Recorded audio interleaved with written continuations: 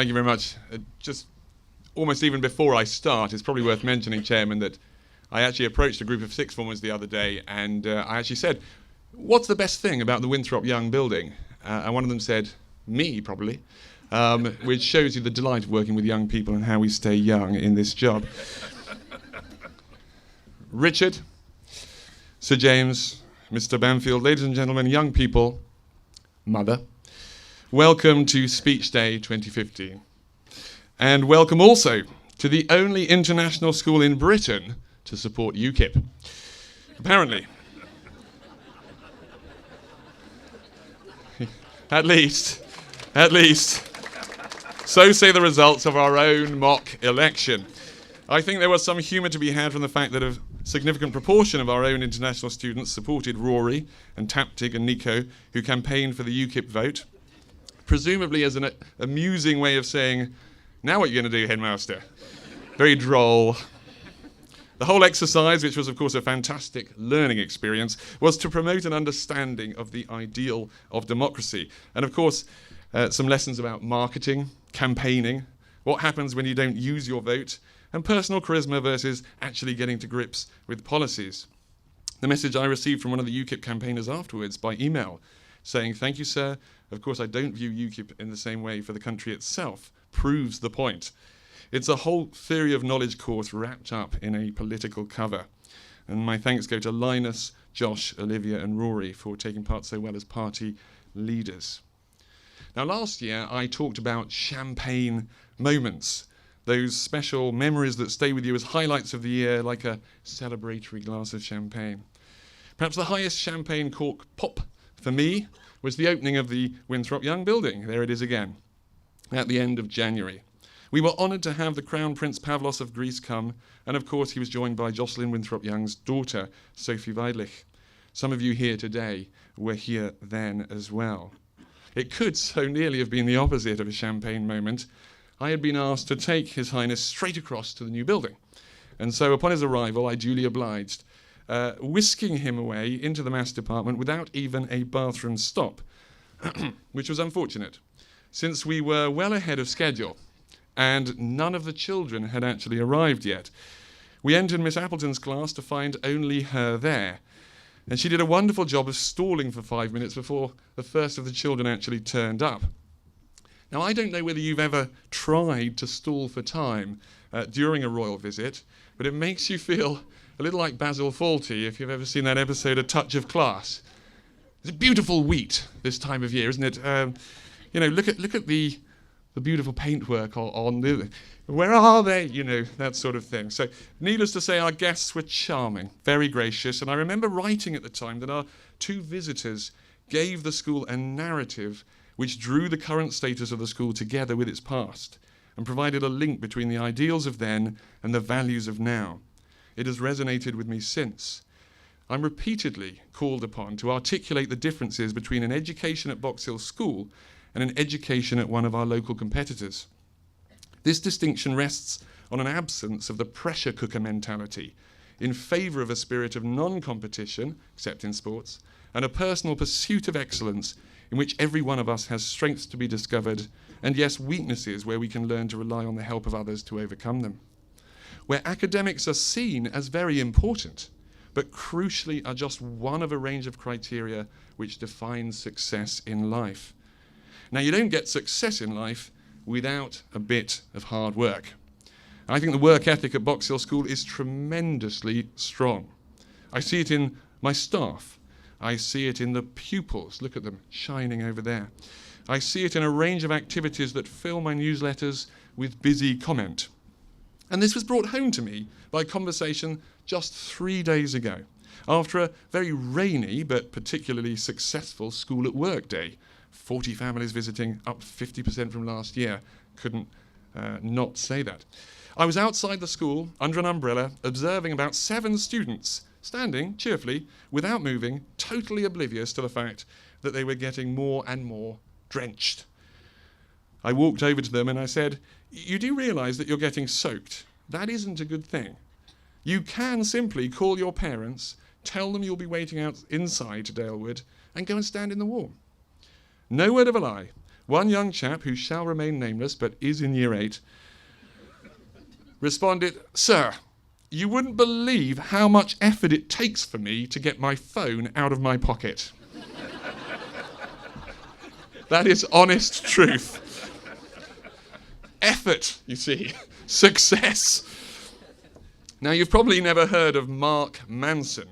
No real reason why you should have. He describes himself as an author, thinker, and life enthusiast. But I read his online articles quite a lot because he publishes a blog of pithy wisdom and psychological advice.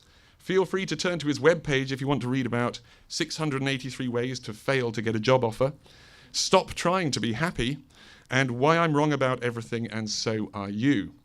Some articles I've read. He makes a very interesting and important point about success, which is as relevant to education today as it is to life as a whole. He talks about society's need to compare oneself with others, just as schools in league tables are compared to others, and yes, ranked, in Box Hill's case, always wrongly. What we can change, says Mark, is the basis of those comparisons. What yardstick are we using? We may not be able to stop measuring ourselves against others, but we can decide which yardstick we use to measure. I don't measure my success by displays of monetary wealth, he says. I prefer to measure it based on social and global impact. Is that totally self-serving and biased? Yes. And that's the point. You get to choose how you measure success. And I think that message is fundamental to everybody in this room, or this marquee. Staff, parents, students, we get to choose in life how we measure success. And that's why I love independent education. We get to choose how we measure success.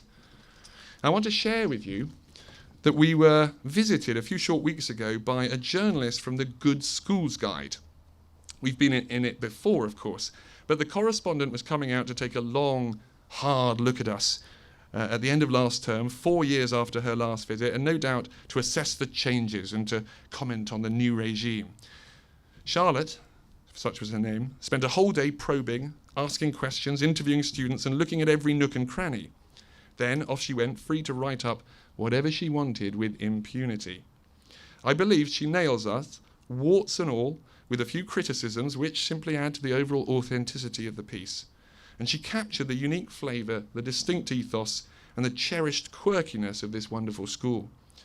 The school extends the talent range to include high-profile qualities such as friendship and general good eggdom, which are acknowledged, though not in an OTT way, she writes.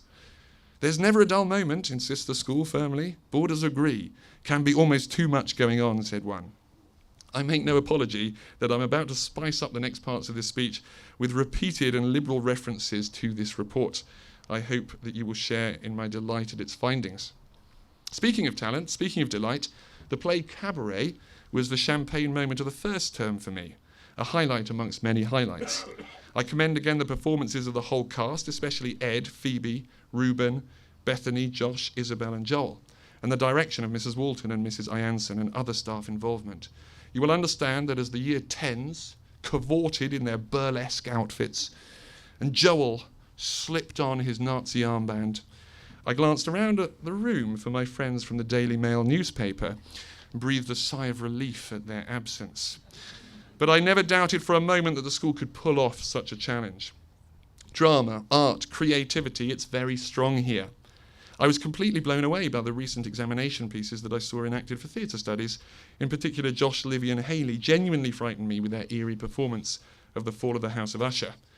There's one terrifying point when Hayley was staring wild-eyed from beyond the grave behind a thin veil, and Mr. Anderson was in front of me with his broad shoulders, and I had this urge to suddenly grab them and shout, "Oh my God!" You'll see from the fact that he's here today and not hospitalised that I managed to resist. Art, which you see all around the school and has the annual IB in Art A-level show in March, is outstanding. I know there have been many excursions, such as to the V&A Museum for the Alexander McQueen exhibition, separately to the Tate Modern, textiles to knit and stitch, theatre studies to drama conference, and of course many sections of the school have been on trips and visits and overseas travel. The English department went to Death of a Salesman. Year 7 students went to the Boy in the Striped Pyjamas. Older students to their creative writing camp in September. Junior and senior academic societies, led by Mrs. Ennis and Mrs. Judge, went again to London for conferences and visits. Year 12's university and careers fairs. Geography went exploring erosion on the south coast, looking at rivers in far-flung fields. And to the Bay of Naples, which Mr. Garside described as utterly amazing. There were science trips to the Science Museum and Planetarium, year group trips to the Tower of London, Portsmouth Dockyards, and the Sutton Life Centre. And not to forget, the psychology department trip to the conference on memory. Couldn't resist that. MFL took trips to Berlin and Asturias, where 15 people from year 9 and 10 took in the beautiful scenery. And then we welcomed the hosts back for a week in Box Hill. I'm told they had an amazing and enriching time. All of this happens, and I've probably, and I apologise, forgotten or missed some other trips. Everybody will have their own particular champagne moment. Those of a musical bent will look back on the many musical soirees, the Interthirds musical competition, Rock Night, the atmospheric carol concerts featuring our combined Anglo-German choir singing Silent Night, organised by Mr. Stanworth and Mr. Rayner. There's the success of Lambda under Mrs. Lowe, where once again we have a 100% pass rate with 11 distinctions, 8 merits and a pass. Duke of Edinburgh and expeditions have continued apace under Miss Golding's wonderful guiding hand. I'm extremely grateful to all staff for everything that they do for this school.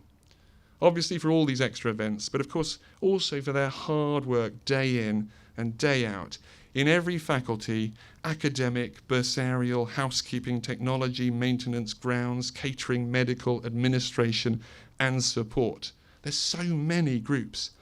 And again, the Good Schools Guide says it best. Teachers are well up to the job, she says. Although she then goes on to describe Mr. Thompson as a genius, which I tried to explain to her as a bit excessive and must have cost him a small fortune to get published in print. You can see that the theme of this year's speech day is success in all its forms. And yes, we are a very successful school. In the traditional Surrey mindset of academics, sure, we hold our own.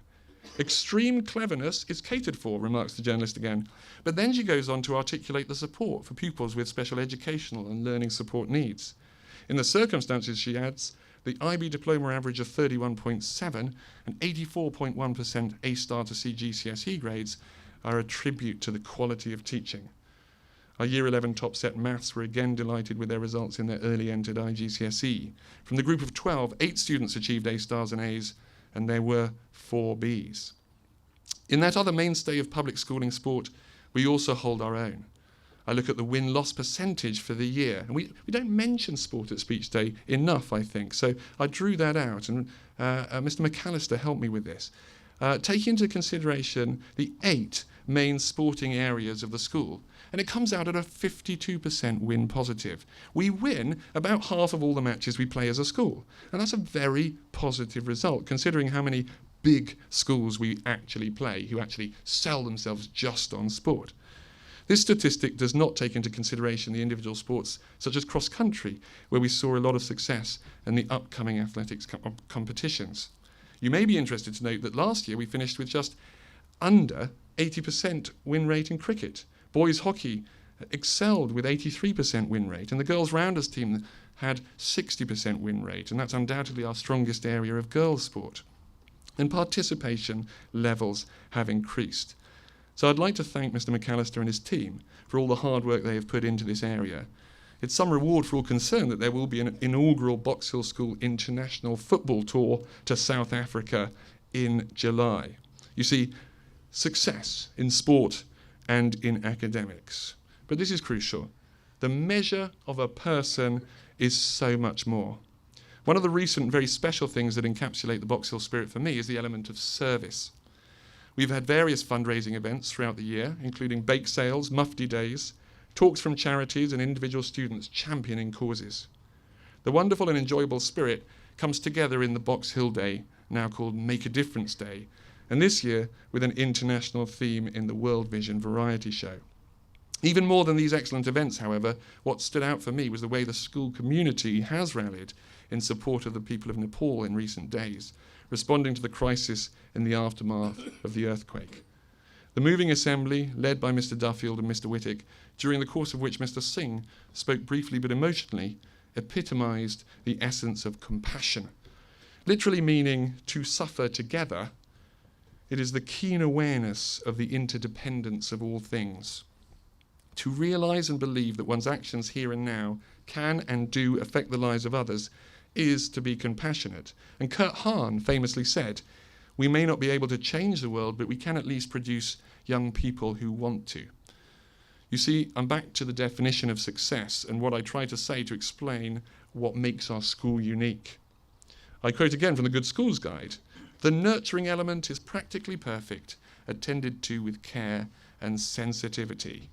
Nobody's in a hurry to add a more competitive feel to a place felt to run on happiness."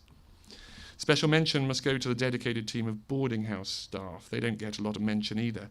I haven't the time to mention them here all by name, but they are an amazingly hard-working group who manage to make an almost impossible job look easy.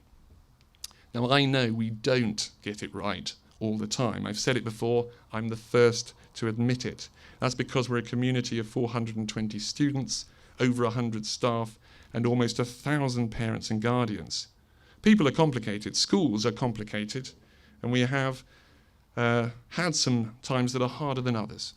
But I think that the ever-growing success of the school, the increase in numbers in the sixth form led so ably by Mr. Anderson, Ms. Van Staden, Mr. Duffield, the interest from local feeder schools, the international agents, is some way attributable to the unique way we have of measuring the individual. Now, I'm delighted that Richard Wincup has honoured us today by being our guest speaker. To me, he characterises this alternative spirit of success. He's an old student of mine, both of French and karate, a coach, motivator, friend, D of E ambassador, TV celebrity from Stammer School, and dare I say it, all-round good egg. It's wonderful to see how he has experienced success in his own unique way and stayed nonetheless grounded for all that. I'm about to pass over the speech day baton to him.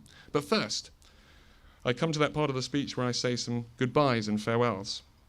In December, we said goodbye to Miss Becca Heaney, to Hayley Dawson, to Mrs. Daly. Mrs. Collinson, after 11 years, is heading off 5,000 miles to South Korea to take up a similar position on the international circuit. Miss Dean leaves us to pursue her goal of further study. Ms. Rudolph steps away from her role as teacher of French, and she will be sorely missed by many, as will Miss Golding, who has chosen to move on after 6 loyal years, I believe 6, of service here. Mrs. Ianson leaves us after so much hard work in the drama department. Mrs. Pilkington, so recently the mother of a beautiful baby girl, will not return from maternity leave. Miss Appleton is still not leaving us. Mrs. Barrai and later Mrs. Phelps will... I'm not hinting, I'm not trying to hint that she should, it's just my running gag. Mrs. Barrai and later Mrs. Phelps will return from maternity leave, but such fine teachers as I've mentioned will be sorely missed, and we wish them well. Some thanks. A word about Sandy Watt. Where's Sandy? You're over there. My PA, and the person who has most keenly felt the ups and downs of the roller coaster that is school headship, internalising many of the problems that I've had to deal with, steering my thoughts, reminding me of the many, many, many things that I forget. She's standing down from that position. She isn't leaving us. She continues in another capacity, working as Round Square Coordinator for Europe 2 days a week, and as Box Hill School's own Round Square Director and Careers Advisor for 3 days a week. However, I have now the difficult task of filling her shoes and finding another person willing to act as firewall, friend, confidant, and dry cleaner. Please form an orderly line after this speech. In the meantime, to both her and the magnificent Maggie, I would like to present some flowers.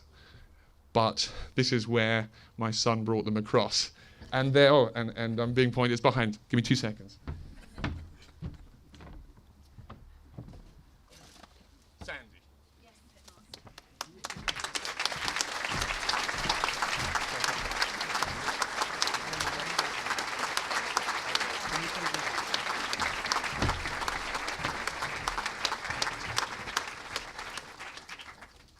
And I'm going to ask Sandy, as my PA, to give these to Maggie. Thank you so much.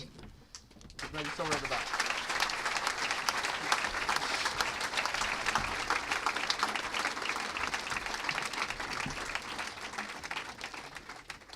Now, last year, I focused on Miss Appleton, but Joan Judge has been here 25 years. She does not escape.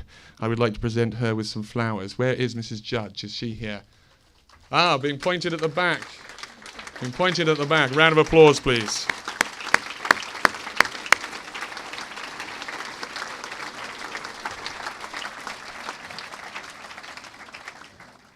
It's a long time, 25 years. That's 2 members of staff.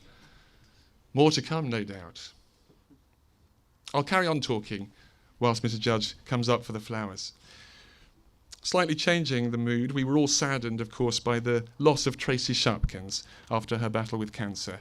I had known Tracy for 4 years. I was always totally impressed with her commitment, her work ethic, and her kindness. Her legacy lives on in all the work that the Learning Support Department continues to do. And of course, we have the lovely tree and the bench now forever in the school grounds. And there's another farewell I need to make. Despite my delight at welcoming the talented Mrs. Sherwood to her first speech day with us and to the team, it means that I also have the task of saying farewell to the legend that is Mrs. Marianne Sunter. And I do so at a particularly moving time, as she cannot be here for the reasons, of course, that you've already heard. Although I hope that she's watching this speech on video camera. It actually isn't easy to sum up a career of 32 years of dedication to Box Hill School in just a few brief moments. I could ask her old students. A certain Mr. Walsh told our alumni office she had an amazing, restrained sense of humour that easily places her in the top 5 chemistry teachers of all time. If that was me, I'd be thinking, who are the other 4? I have many memories of her lessons, says one, and her subtle put-downs on attempted student classroom insurrections. This is ex-pupil Christopher Walsh. Ahead of her time on the glasses front, rocking bold reds before it was cool. I am very sad to see Marianne leave the school she loves and the team she has supported. Personally, I owe her a great debt of gratitude. She's seen me at my best and been gracious enough to support me at my lowest. Quietly, strongly, comfortingly. She exudes a kindness that naturally and completely flows like a torrent from a compassionate heart. She loves the children at this school, and she's never faltered in her desire to serve. She has championed me personally from day one, and I will never forget that. I hope her involvement with Box Hill School will remain deep and profound. Marianne is leaving a very committed team. Simon Powell, Matthew Willis, John Attewell, John Pratt and Claire Macon are some of my unsung heroes of the school, really, on the SLT. I extend my thanks to them. And I also want to thank the BHSA team, wonderfully led as parents and a group of parents by Sandy Rudd, who put in a lot of time and effort organising a variety of events, not least tonight's ball in here, of course. And the money they raise goes directly into projects for the benefit of our students. The expansion of CDT next year is the result of their generous contribution. Sandy and Caroline Clark, the Vice Chair, and Leslie Thompson-Lamont are stepping down for some after 4 years at the helm of our wonderful BHSA. And I'm going to sort of dwell on that a little bit more tonight at the ball, if I'm allowed. I would also like to thank the governors, not just because they employ me, but they're an amazing group of people who work tirelessly and unpaid for the good of the school. Thank you. I'm not entirely sure about how they will react to the line in the Good Schools Guide, which says, rather like, Chairman, the Sun newspaper headline, "Golden Glow set to continue as governor-sanctioned spending spree continues." But it sounds like good news to me, and I didn't say that to them. So let's finish the theme of celebrating success in all its diverse forms, firstly by me praising the outgoing guardians and syndics who have worked hard for the school. I'm grateful to them for their loyalty and integrity, and I am nearly finished. I look forward to hearing from Talitha and Luca in just a moment. And I want to praise all of Year 13, really. Of course, some other students in other years who are leaving us too. They're leaving us to take the next step in that adventure of life. Good luck to you in all that you do. The final words I'm going to leave to the Good Schools Guide again. In the summary paragraph, the report concludes, Box Hill School is a warm-hearted, encouraging school that's easily overlooked in favour of guarantees of undiluted top grades elsewhere. Not right for families who want everything in neat and tidy boxes, thought one mother. It's not draconian here.